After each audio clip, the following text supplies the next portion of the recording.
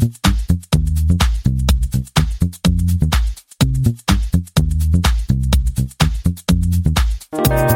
everyone, welcome to the Internet of Things podcast. This is your host, Stacey Higginbotham, and your co-host, Kevin Toffel.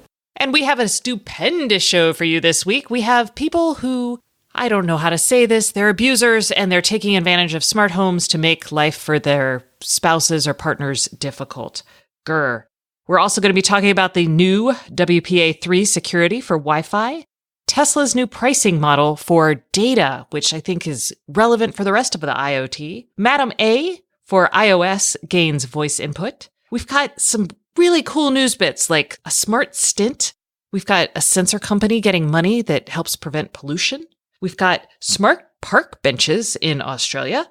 And I'm going to tell you about my experience with my new Delta faucet that talks to Madam A. We're also going to hear from Sarus Farvar, who is the author of Habeas Data on surveillance, metadata, IoT stuff, and even drones. So stay tuned for all of this after a brief message from our sponsor. Today's podcast is sponsored by leading smart home provider Control4. Their smart home system connects all of your smart devices to make home control as easy as Alexa, turn on movie time, to lower your shades, dim the lights, and start Netflix on your TV. Or when the doorbell rings, you can go into one app to see who it is and turn on the porch light. With Control4, you can automate the devices you already have and keep adding new ones. Now that's smart. Head to control4.com. That's control4.com for more information. Okay, Kevin, we're going to start this off with just a really grim story. And honestly, I didn't think about this. So this weekend, the New York Times did a story about how people who are in abusive relationships, how their abusers take advantage of smart home technology to make their partner's lives even more difficult. So they talk about setting the heat to 100 and locking people out of their house. And it sounds like a nightmare. This was a really sad story to read, and it got me to rethink how I implement devices in my own home with my family. I mean, we're a happy family. There's no abusive relationship here, but I rethought how I do things and how I communicate what devices I'm putting in place and why and who has access and so on and so forth. But if you're in an abusive relationship like this and your home is being turned against you, whether it's you're being listened to all the time, monitored through, microphone-enabled webcams, or as you said, thermostat changes that make your home environment miserable, or you're locked out of your house, there's no easy answer here to stop that from happening if you're in that situation. And that's the scary part. Yeah. So Kevin has put up a story on the website that'll talk about this a little bit more. But, you mentioned the best way to do this is have access to your router. So you can. Yeah, because it's a control thing. This is all about control. And if you don't have control over the devices, if you can get control over the centralized point of communication for those devices, meaning the router, then at least you can see what devices are on the network. And you may not even know. That's the scary part. You could be being monitored and not even know it. There could be hidden networks that were put in place and you, again, don't know. So getting admin access to the router, I think, is key if you can. And you had suggested even hard resetting the router to stop all those devices from having access, or at least temporarily. Yeah. And this is maybe you're packing to get out or something like that. But I looked into hard resets for several devices. And the best option for someone who doesn't have access to the router or the apps are going to be things that don't require you to have the app. So Nest, for example, their thermostats, you can hard reset your Nest, which will erase all your settings and everything. And this is not a great solution because whoever you're living with is going to figure this out pretty quickly. But you can just press your thermostat ring, you open the quick view menu, and then under settings, you can reset it. So I'm pretty sure I can do that with the Ecobee I have installed as well. And the whole point is you're looking for ways to reset these devices either without the app or without access to the app. You may have the app, but you might not be able to do certain things due to administrative privileges. Right. And if your Echo device, you just pop a paperclip into the reset button. I think it's on the bottom. It depends on the device. My God has it on the top. But there's a little hole, and if you stick a paperclip in there, the light ring's going to turn on and off again. And then you can't actually re-register it if you don't have the app on you, but at least that shuts it off. It deregisters it. So factory resetting your locks is a little harder. You do need the app for that for the August lock. That's because these are outside of your house and they don't want somebody to be like, a thief could come in and reset your lock and then be able to get it. From the outside, right. You could, if you have the right tools, you could actually remove and replace the lock, which, that's a pretty extreme step, but maybe that is useful in your particular case. It's hard to say. You could rip out all the smart home gear. I called it the nuclear option, but again, that could have repercussions when the abuser finds out, which they certainly will very quickly. So yeah, these are not ideal. And Kevin and I, because we have so much stuff in our homes, I'll tell you, my husband actually doesn't have all of the apps for everything that I install. I offer it to him, but he's kind of like, I'm sick of it. And I joke sometimes that he calls me when he can't. I'm like, oh, he's calling me when I'm out of town because the lights don't work. Grr. But then I'm like, oh, I never thought about the potential for abusing that. So Kevin came up with some just basic good practices for talking to your partners about. Yeah, it's not going to solve the main issue, but you could potentially proactively avoid this issue if, like I'm going to start doing more of, I plan to talk about whatever device I plan to put on the network with my family and offer them, the same rights that I have, first of all. I want to make sure they understand what device is going on the network, what it's going to do, what information it's going to gather and send to me or to them, if they choose to accept the invitation in the app. And that way they understand exactly what's here because they'll know what could potentially be used against them if, God forbid, something happened in our relationship. I just want them to have the same information and rights that I have. Again, I would never plan to do this, but I want them to feel comfortable with everything in their house. And if they're not, I've decided, you know what? I'm just going to start putting stuff in my home office where they typically don't go. And that's fine for testing. And I may not be able to get all the features and so on and so forth, but that's okay. They need to be comfortable in their own home. So proactively, those are two of the steps that I'll be taking with my family. Yes. And I've always done that. Like my daughter actually doesn't want smart things in her bedroom. She's told me, she's like, no, just don't install it. And I'm like, okay, done. Not installed. She does have an Echo in there because she wants it. And now she has a smart light bulb because she wants it. But she had to come out and ask me for these things. So, yeah, there's no easy solution here. Yeah, this is terrifying and frustrating and people. So, that is on that. So, let us talk now about WPA3. The Wi-Fi Alliance announced this week a new security protocol for Wi-Fi. Yay!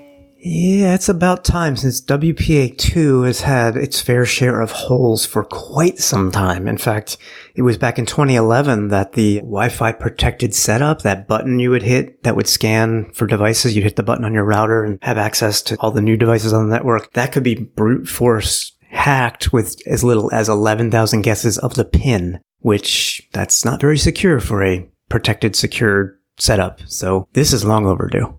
Yes. And they're using a new form of authentication for this. And it's actually been used in mesh networking, like other people's proprietary stuff. So now this is going to address some of the brute force attack issues. So that'll be nice. And the downside to this is you can't, so it's not in existing routers. So if you want this, you're going to have to buy some new gear. Which, if you just got it, like us, excited about mesh routers and you just bought a mesh router, you're like, darn it. But, there are two things that I would say. One, it's a perfect time for router makers to introduce smart hub smarts to routers because now they're going to have a whole upgrade wave of routers. And two, even if you buy a new device that supports WPA3, and I believe one of the newest LG smartphones will support it this year, it's okay because that will at least fall back to WPA2.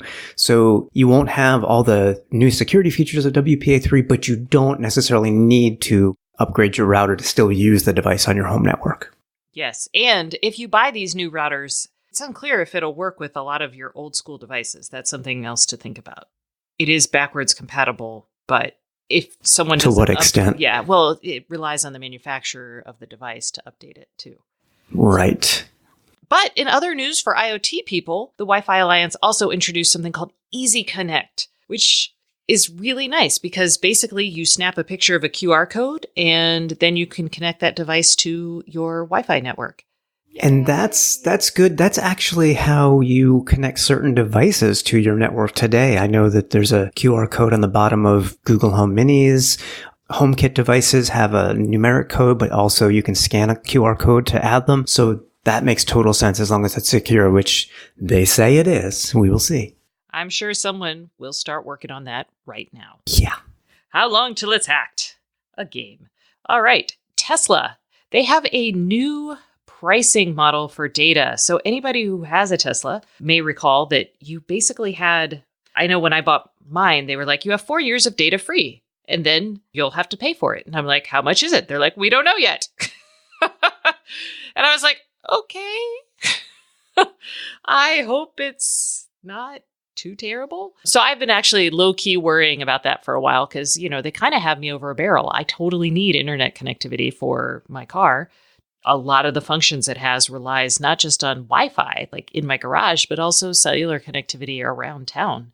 So I was like, ooh, how's this going to work? Well, now we know. Apparently, people who have bought their cars will not have to worry about it. If you are buying a new one, though, you get a certain amount of time where you can use basic data, and that will always be free. But if you want to use like real-time traffic views, if you want to do like street view maps, so data-intensive applications, then you will pay $100 a year. So for the basic, you'll still be able to get maps and routing. You just won't get, say, the traffic, the real-time data. Right. So your car will still function and do lovely things for you. It just won't be the cool. And I'll tell you that real-time traffic is really good. But you do have it on your phone, so it's not like... Yeah, I mean, if there's something I couldn't get on my phone, then I would consider getting this if I had a Tesla, which I do not. I wonder if you can connect your car to your phone as a Wi-Fi hotspot. You can. In which case you don't need to pay the $100 a year, but it is a little clunky. Yes. Now, also, it includes, the fancy package will include in-car streaming media and music. So prior to that, it's been included. And also the internet browser, which I personally have never used in my car, but some people do. I mean, how many people drive without the phone? I mean, I don't think there's a big push to move certain smartphone activities while you're on the go solely into the car so you can leave the phone behind. But no, but it is more convenient, like being able to skip a song, and have it run from one place as opposed to on your phone. It's kind of nice. And there's a huge screen in your Tesla. So if you're navigating and you want to look for real-time nav, or real-time traffic, it's nice to look on that 17-inch screen that's sitting right there in front of you. Yeah. It's basically you're going to pay $100 a year for as a convenience factor, I'd say. Yeah. But I like this model. I think it's good because there's a lot of things that where I'm like, man, how are you going to provide connectivity for these things? And having some of these devices, it's very easy to say, hey, it's a water sensor. It's going to wake up this many times a day and it's going to send X many bytes of data. So for that, I could price that into the device really well, right? I have a good sense of what's going to happen. With some of the devices that have screens or things like that, it does become a little dicey. Like you can't really effectively price that into the hardware costs of the device when someone buys it in the first place. So I think this is kind of nice. It gives you the functionality that you expect from your device and then offers you fancier things.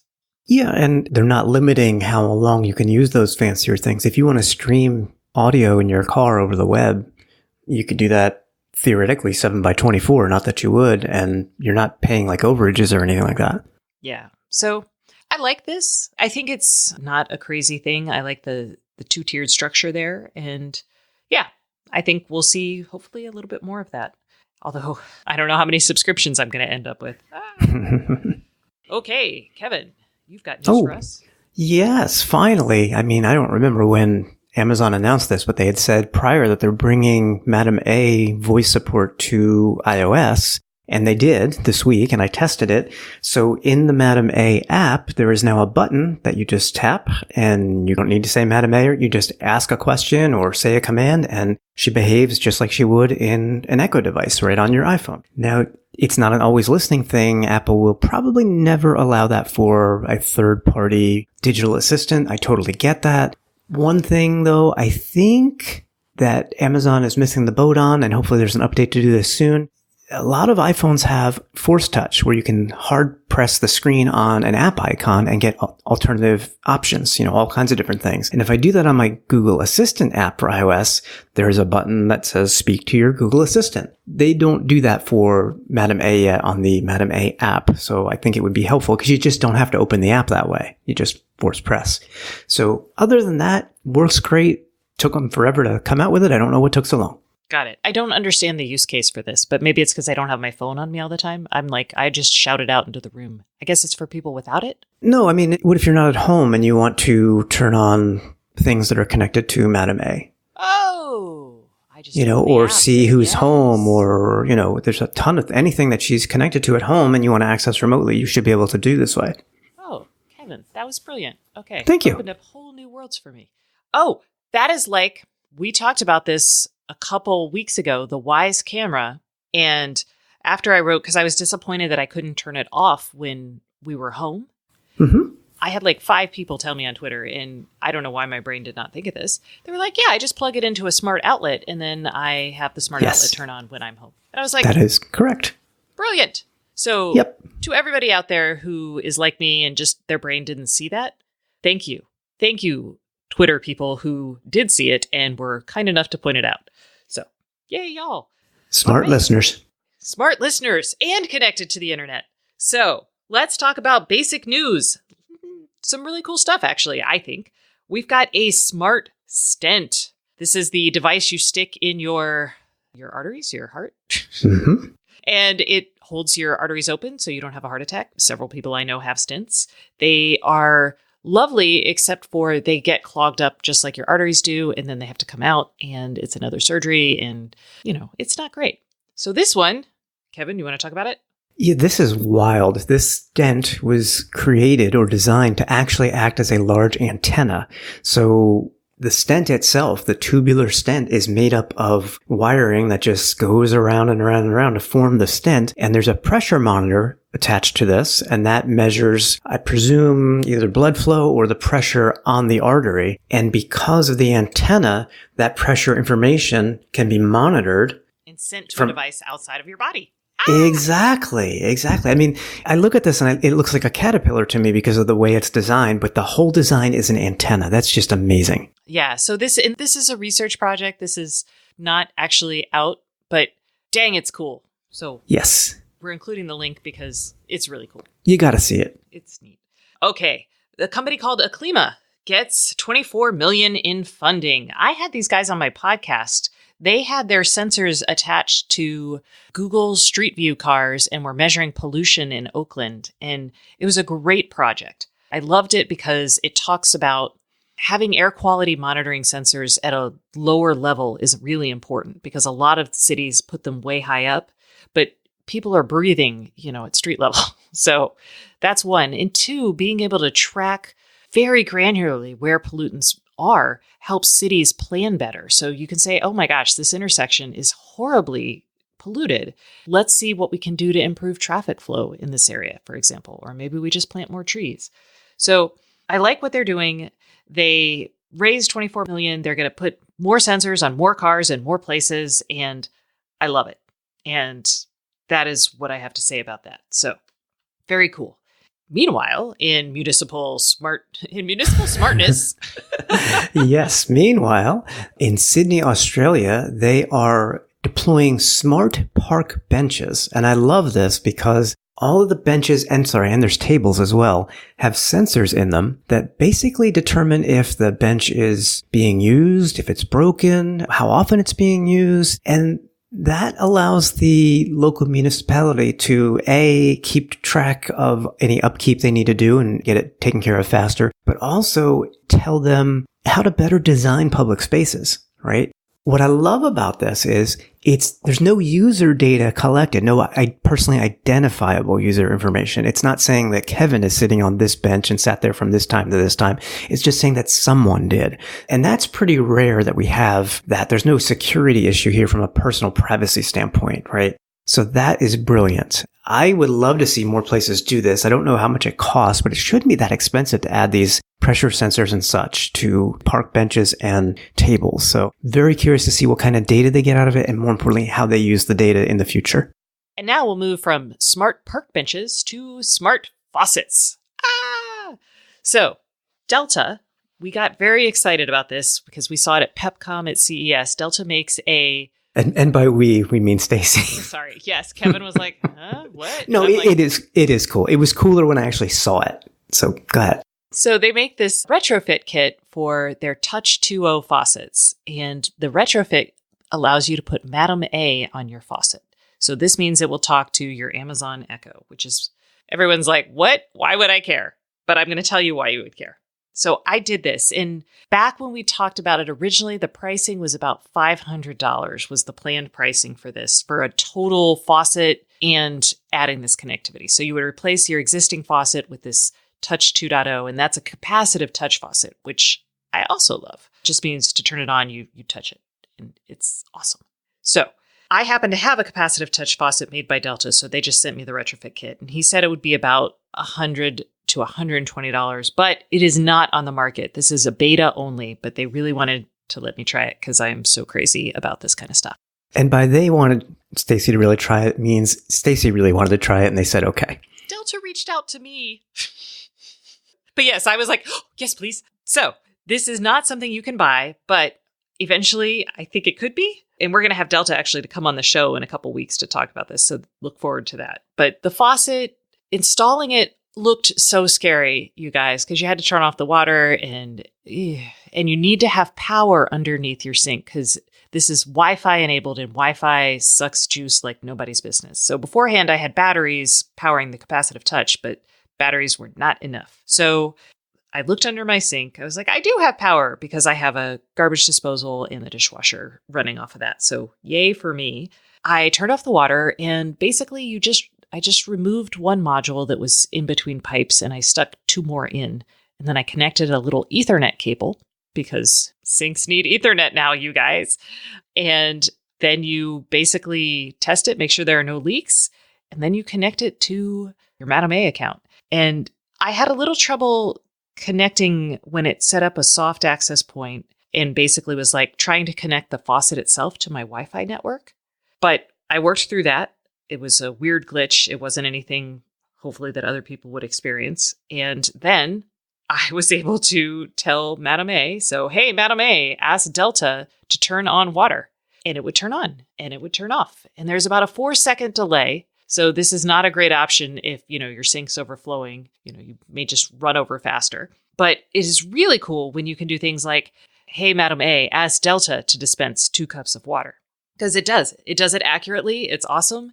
But you actually just heard the problem with this, which is it's really hard to remember to ask Delta to do something. Yeah, that's a problem with a lot of these skills. Yeah. So I struggle with my words. Like a toddler. Use your words, Stacy. But once we got it down, we're actually using it not as often as I thought we would use it, but we do use it to fill things that are large and you don't want to fill it. Like I don't want to stand there and fill like a gallon of water into a bucket. So I can just stick the bucket under there and just tell it to dispense a gallon and it will. You can also go to the Delta website. And again, there is not an app for this. So you have to go to the Delta website. You could drag it over to your home screen and create kind of a little mini app, a faux app. But it shows you like your water usage history. So you can see how many gallons of water you use from that sink in a day, which is kind of fun. I would say if you're building a new house, I would totally put this in if you are into the whole, Echo thing. You can do custom type fill-ups too. Like if you have a water bottle that has X amount of ounces capacity, you could shortcut that. Yes. So I did create a shortcut. I have a vase that I use to fill our fish tank. When water evaporates, it gets low and then, you treat the water and then you pour it in, right? So I have a big vase and it needs 11 and a half cups of water. So instead of saying 11 and a half cups, I just set vase as I programmed a vase. And so now I just say, Madam A, ask Delta to fill vase. And it does. Nice. I have one question. Hit me. The Ethernet port is on the module that you retrofitted. Yes, it connects the... I'm just wondering if I need an Ethernet port in my kitchen or something. No. They connect to each other. There's a module that controls the capacitive touch, and there's a module that controls the Wi-Fi and voice, and you connect. I get it now. Okay, so no concern there of not having hardwire ports in the kitchen. You do not need that. No, but you do need hardwired electricity or wired electricity. Right. Got it. So Okay. I liked it. My family so far seems to like it. My daughter thinks it's a little silly, but she thinks a lot of the stuff we put in is silly. So there we have it. And you'll learn more about it. You can have a review up after living with it a few more days so I can make sure that nothing terrifying happens. And we'll also have Delta on the show at some point. So Before we go to our voicemail, you know what your daughter won't think is silly? what?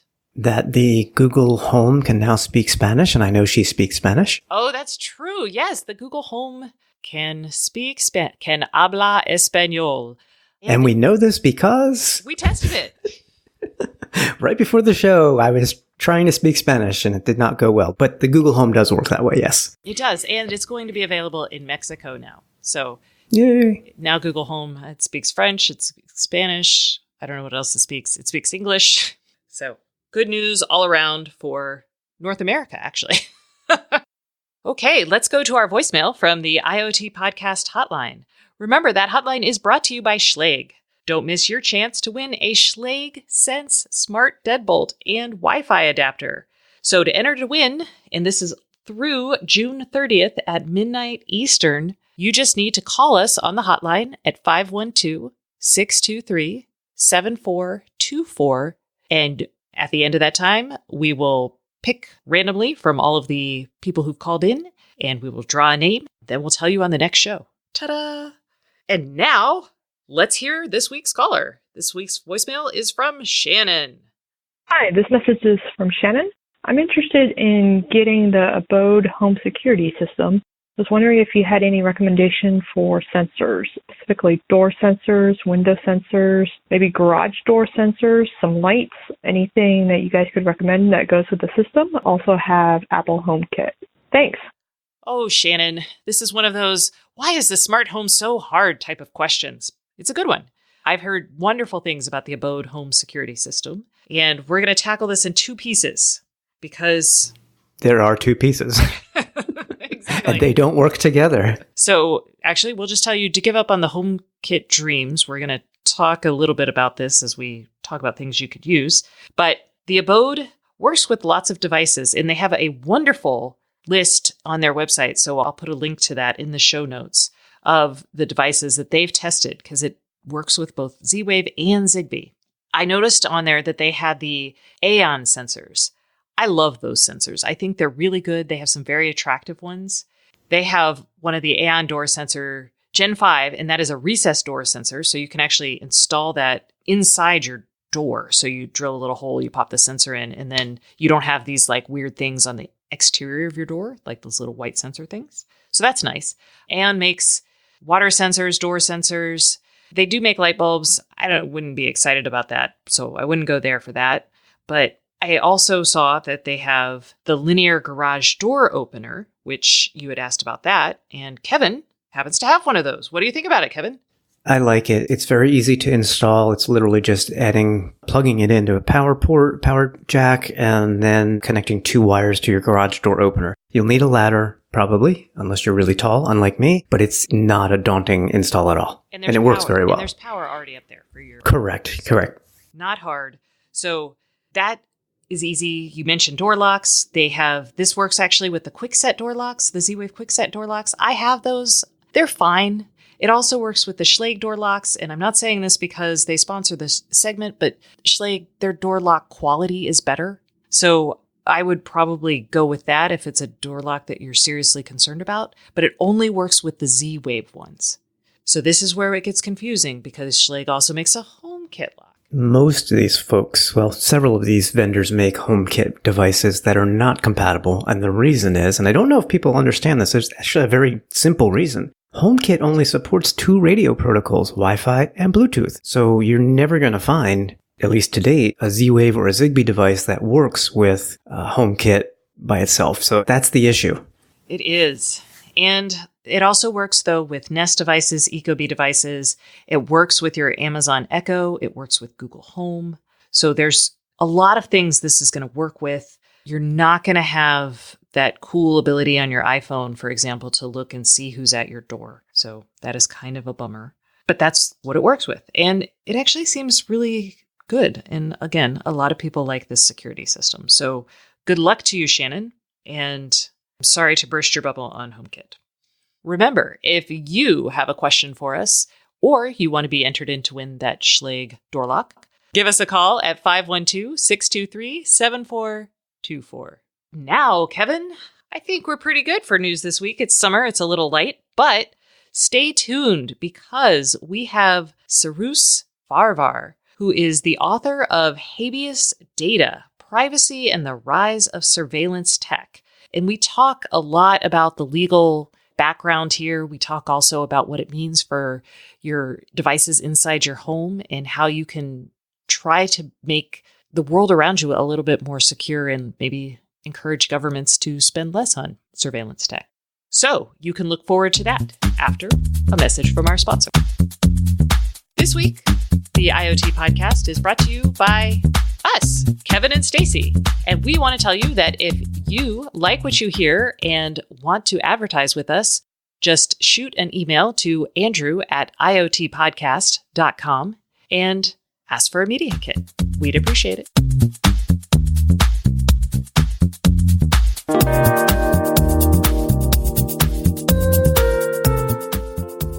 Hey everyone, welcome back to the Internet of Things podcast. This is your host, Stacey Higginbotham, and today's guest is Cyrus Farvar, who is the author of a book called Habeas Data and a reporter with Ars Technica. Hi Cyrus, how are you doing? Hey, what's going on? Man, I am super excited about this because I spend a lot of time thinking about all the crazy gadgets and stuff that I can put in my house, and I spend very little time talking about what this means in the big picture for people's privacy and what it means with law enforcement. So I am happy to have you on the show. Quickly, tell me a little bit about what the book is and why you wrote it. Sure. So the book, is called Habeas Data, Privacy versus the Rise of Surveillance Tech. It covers 50 years of surveillance law history in America. So the book is mostly about 10 legal cases, mostly Supreme Court, not 100%, but mostly. Starting with Chapter 1, which is a case called Katz versus United States, which the Supreme Court decided in 1967, or was argued in 1967, I should say. And this involves a guy in Los Angeles on Sunset Boulevard who was using payphones to make illegal gambling phone calls, and the police put a recording device on top of the phone booths that he was using. To do that, they didn't have a warrant for that. They captured his voice while he was in the phone booth, and ultimately the Supreme Court ruled that this was not okay. This created this phrase called a reasonable expectation of privacy. So the Supreme Court said that when you step into a phone booth, just as when you are at home or in a hotel room or in a few other places, you have a, quote, reasonable expectation of privacy to be free from government surveillance. And if the government does want to surveil you, they need a warrant to do so. So that's sort of the legal underpinning for a number of cases that I write about in the book and many others that have provided sort of a framework for understanding how the courts think about surveillance over the last half century. This Katz case set up this idea of this reasonable expectation of privacy. And the rest of the book spends a lot of time exploring how that intersects with technology. So you talk about things like real-time location data, you talk about thermal imagery applied outside of homes, there's wiretapping, there's a lot of technical innovations that are currently still being addressed by this. You actually end the book talking about a case that just was decided last week at the Supreme Court. Can you tell me a little bit about that? Yeah, so that's a case called Carpenter versus United States, and it involves a guy by the name of Little Tim Carpenter, who was involved in a gang of men operating primarily in Michigan and Ohio back in 2010 and 2011 that were sticking up Radio Shacks and cell phone stores. They were after the latest models of iPhones and Android phones. And the government in that case was able to go to a company, in this case Metro PCS and Sprint, and require them to turn over to the government the phone records, specifically what's called the cell site location information. In other words, where Little Tim Carpenter's phone was, and by extension where he was, in this case over the course of 127 days. Again, they didn't have to have a warrant to do this. And so the question that the Supreme Court this time was being asked to answer was, Is that okay? Is it okay for the government to obtain such a large volume of data about somebody, more than 120 days worth of data about somebody, that not only show that, yes, he was at the scenes of the various crimes, but also, that he was at church on Sunday, that he was at a relative's house on another day, and that he went to buy a coffee on a different day, and, he did lots of other things that had nothing to do with the crimes that he was accused of committing. Did the government need a warrant to get all of that data, to find out all of those things about Tim Carpenter? The Supreme Court, in a 5-4 ruling, said yes, the government does need a warrant, that location data here is different than other kinds of data that the government might have been able to previously obtain. So now, presumably, law enforcement agencies all over the country are now trying to figure out how to adjust their policies and practices to deal with this new reality. Now, this feels like, yes, awesome. But in reading about this, it sounds like there's actually a lot of limits, and the court didn't talk about gathering this data over time or how long they would have this data. They left a lot of things open. So I'd love to get your take on that. So if you read the decision, and it's long, it's about 120 pages, including all of the dissents. So in the majority opinion, which was written by Chief Justice John Roberts, the court seemed to suggest, that the government certainly needed a warrant to obtain data that was over the course of more than 6 days. So if the government wanted to come after my cell site location information for more than 6 days, they certainly needed a warrant beyond that. Before that, they probably need a warrant, but it was a little bit fuzzy in the way it was written. The dissenters sort of seized upon that and said, this 6-day rule is very arbitrary. Why is it 6 days and not 5 or 7? We don't know. But we don't know yet exactly what that's going to mean in practice. Presumably, presuming that law enforcement agencies are following the Supreme Court's guidance here, is that it just means that it's a little bit harder now for law enforcement to get all of this information, right? Now they have to show probable cause, which is not that hard to get, right? Judges sign off on probable cause warrants literally every day around this country. So it's not difficult, but it certainly requires the police to do a little bit more legwork up front. But, it's very early still. This issue just came out a few days ago, so we don't exactly know yet what the full ramifications of it are. True. Okay. Let's break some concepts down from the book that I think are worth talking about before we actually get into smart home data, which is this idea of D orders, warrants, super warrants, because these are all the standards of proof that the government establishment has to show before getting the data. So talk to me about that. Sure. So a D order, which is named for a particular section of the Stored Communications Act, which is a federal law that governs how the government can access particular data and what standard they need to show. A D order merely requires relevancy to an ongoing investigation. So that's pretty low and that's pretty broad. Generally, there's no real issue there. So we've gone now with respect to cell site location information data, we've gone now from this D order standard relevancy to probable cause, right? So that's a standard, well-known framework that is in Fourth Amendment law and criminal defense, going back for a very long time, right? This is a well-known understanding of what that means, that the government has to show probable cause that there is evidence of a crime, that if they search somebody's home or somebody's phone or whatever it is, that they're going to find evidence of a crime. A super warrant, as you mentioned a moment ago, is an even higher standard, right? And to be clear, the term super warrant is a nickname that lawyers have given for what the government has to show when it wants to obtain a wiretap order. So if anybody has ever watched, various TV shows or movies, most notably The Wire, you probably remember that the character in The Wire of Jimmy McNulty spends a lot of time going to this Baltimore judge asking for wiretap orders on particular phones that the, fictional criminal gang in that show are using to conduct their drug dealing operations.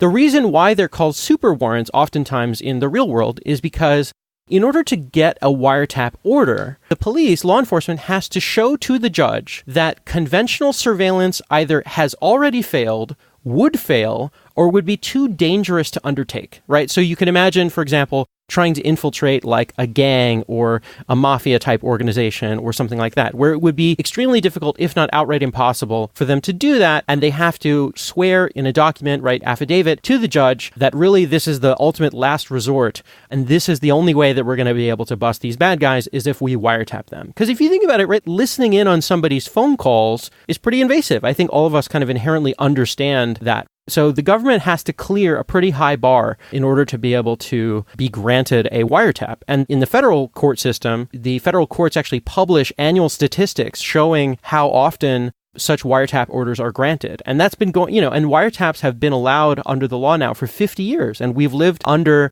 what's called the Wiretap Act, also known as Title III, for 50 years now. And so we have a pretty good sense of how that works. And, the sky hasn't fallen, right? The fact that the government has to go through these extra hoops doesn't seem to be a big barrier. Okay, and now that we've talked about warrants, this gets into possibly the big macro theme of the book, if I'm thinking about it, which is this idea of metadata versus content. So a wiretap, for example, is getting my actual content of my calls. But in several of the cases that you write about, what the government is actually getting is just a record of the phone calls, like the numbers called or what time someone called. The courts seem pretty okay with the government getting access to lots of metadata. Can you talk about that? Sure. So if we go back to the 1970s, there's a famous case that I write about in the book called Smith versus Maryland. Smith versus Maryland is one of two cases that form the underpinning of another fun, super catchy legal phrase known as the third-party doctrine. The third-party doctrine comes out of this case, Smith versus Maryland, and also a case called United States versus Miller.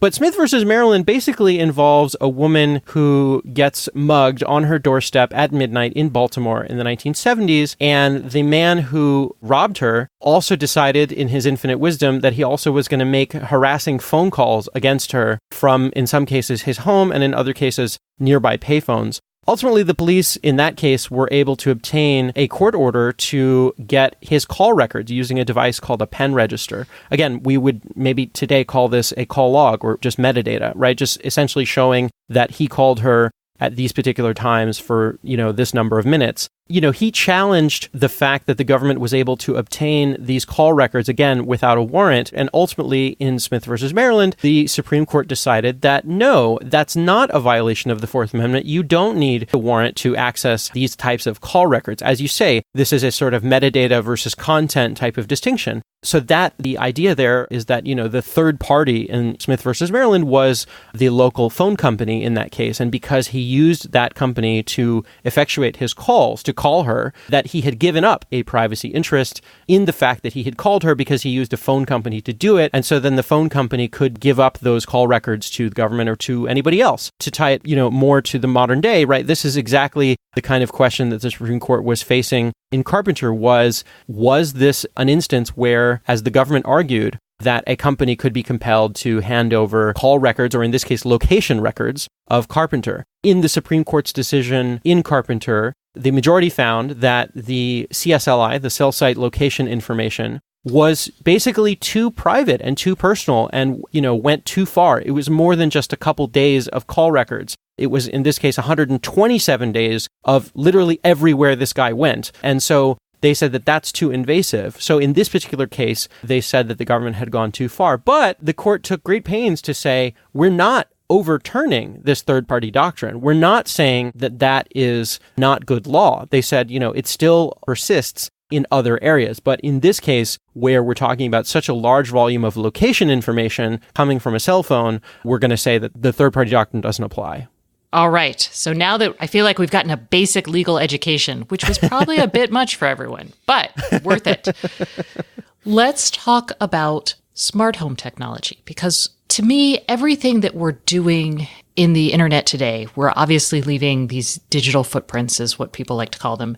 But it's scary because this is a huge amount of data about individuals that is stored in perpetuity or for however long a company deems it wants it. And it's accessible and searchable by computers, which is unprecedented. So given all of that, and we're bringing it closer and closer into our homes with very little understanding of what we're doing. So let's talk about the devices that scare you the most, or that you think are the most ripe for, governmental overreach.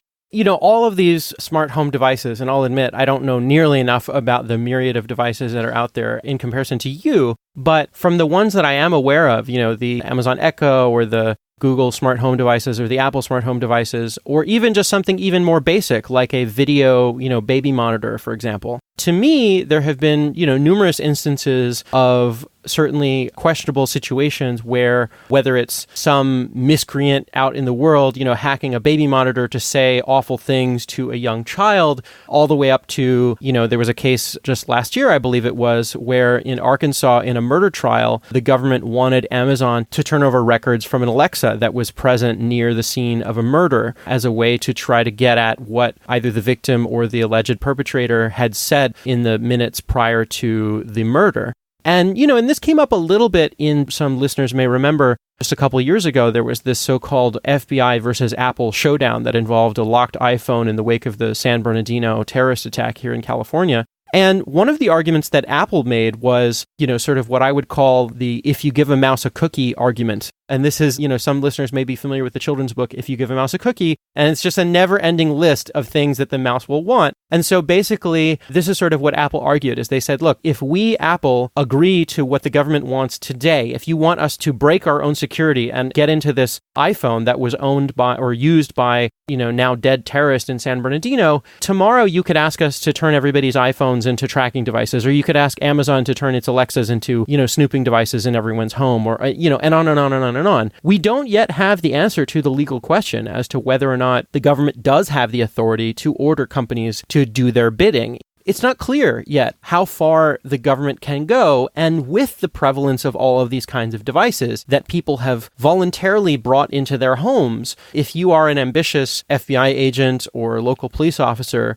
it's easy to understand, I think, how those types of devices could be useful to law enforcement. I don't know about where you live in Austin, but here in Oakland, where I live, I have many neighbors that have, surveillance video cameras outside their homes that are pointed literally at my own driveway and also toward the public street. And I know of, in other neighborhoods here in Oakland, of instances where local neighborhood groups have voluntarily handed that information over to police to bust robbery suspects or things like that, burglary suspects. So you can understand how that would be useful. But at the same time, it's very different when a company is being forced to hand that over. And it seems to me that we're rapidly entering a world, if we're not there already, where those types of requests, those types of court orders are going to become, more the rule rather than the exception. What kind of precautions do you think companies need to have in place as they start putting these devices everywhere? Yeah, that's a good question. So I think there's this phrase that many people may be familiar with known as privacy by design. And that doesn't just mean how do you design the actual product? What kinds of data does it collect? But also a few steps down the road, once your products are out in the world, what happens when your local police department calls up, whether it's Ring or any other company, and says, hey, we think that the data from this device would be helpful in our investigation.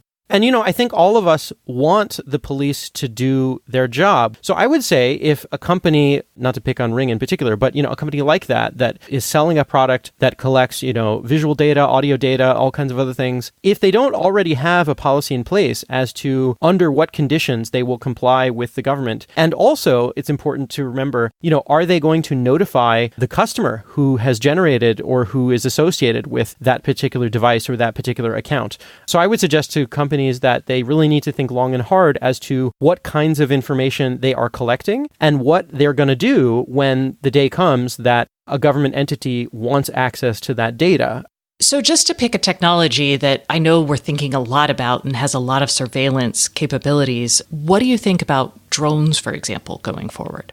Drones are a technology that I think are very, very interesting, but also very problematic in some ways. And again, we have to distinguish between the actions of private persons or regular individuals like you and me and the actions of the government, right? Because drones are so cheap, law enforcement that traditionally could not afford, say, to have a fleet of aircraft or helicopters or even one helicopter can now afford not only a drone, but perhaps multiple drones. So if you run a Google News search for police acquires drones, you'd be surprised practically every week somewhere in America, some county sheriff or some town is now, buying or expanding its drone fleet. And in many instances, those towns or counties or cities don't always have clear policies as to, again, in what circumstances they can deploy the drones, in what circumstances they don't deploy them, what happens to the data that's collected, what happens to the videos or the photos that are collected. Are they allowed to mount extra devices onto the drone, such as an infrared camera or other kinds of things? Are they allowed to loan it out to other agencies? So a lot of us, I think, are just generally unaware as to what kinds of surveillance technology our local law enforcement have. And if you don't know, I would encourage anybody to file a public records request. You don't have to be a lawyer or a journalist to do this. Every state has public records laws, and you can, send an email or a letter to your county sheriff or your police department and ask them for contracts, purchase records, things like that, policies regarding drones or anything else.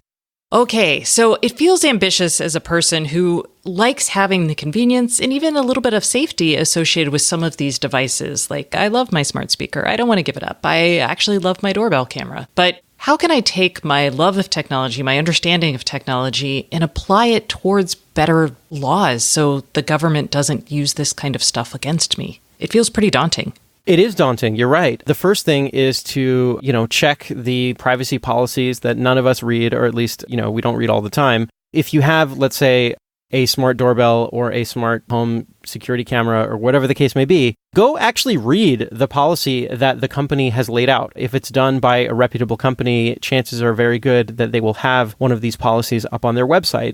And go actually read it. If you don't want to read every word, just search for phrases like law enforcement or subpoena or warrant or things like that, and see if the terms that they have laid out in that document comport with what you think is fair and reasonable for the company to do. And also I would say, if you are, again, whether you're a reporter, an attorney, an activist, just a regular, citizen, ask your local law enforcement agency how many times they have, tried to get at somebody's Alexa data or something like that. File records requests, ask, because ostensibly these agencies are supposed to be accountable to us. And it's hard for reporters like you and me to find out. And we rely on individuals to come forward and tell us, hey, this thing happened to me, or I found out that my county sheriff was doing X, Y, and Z, and I'm really worried about that. So I would say, ask around. And if you don't think that you're in a good position to tell the world, then, contact me or you or any other reporter that you think would be receptive to that type of information.